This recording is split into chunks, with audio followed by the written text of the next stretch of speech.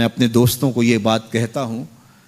اور میرے والد گرامی بھی ہمیں یہ تعلیم دیتے تھے، اور میں آپ سب کو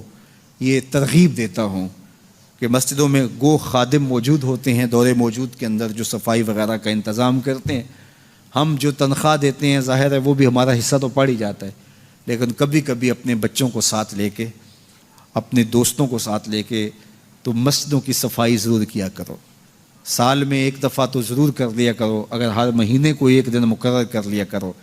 کہ آج کیا کرنا ہے، ہم نے کسی قریبی مسجد کی صفائی کرنی ہے. مسجد کی صفائی کرنے والے کا دل صاف ہوتا ہے اور اس کو تکبر سے نجات نصیب ہو جاتی ہے. تو اللہ کے پاکیزہ گھروں کے ساتھ وابستگی، دل بستگی تعلق کے خاطر اور اس کی آبادی کے لیے کوشاں ہونا، لوگوں کو دعوت دینا کہ آؤ مسجد کی طرف چلیں، مسجد کی طرف چلیں،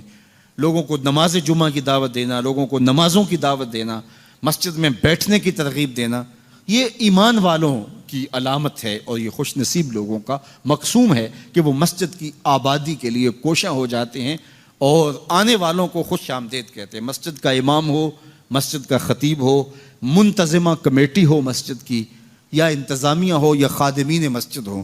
ان کو یہ چاہیے کہ آنے والوں کو ویلکم کریں، آنے والوں کو تکریم دیں، عزت سے بٹھائیں، ان کی سہولیات ممکنہ حد تک اس کے لیے کوشش کریں